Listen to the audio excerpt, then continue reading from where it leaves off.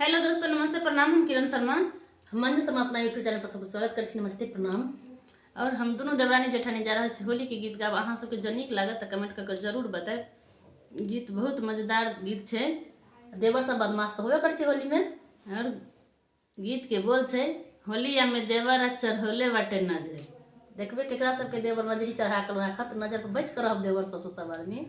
होलिया में देवर चढ़ौले बाटे नजरी, होलिया में देवर चढ़ौले बाटे नजरी। लाले पीरे रंगवा से रंग देलक चुनरी, लाले पीरे रंगवा से रंग देलक चुनरी, लाले पीरे रंगवा से रंग देलक चुनरी। ज्यादा नहीं रंग देवर भैया बाटे घर ही, ज्यादा नहीं रंग देवर भैया बाटे घर ही। ज्यादा रंग डालब त लाग जाई सरदी, ज्यादा रंग डालब त लाग जाई सरदी। होलिया में देवर चढ़ौले बाटे नजरी, होलिया में देवर चढ़ौले बाटे नजरी।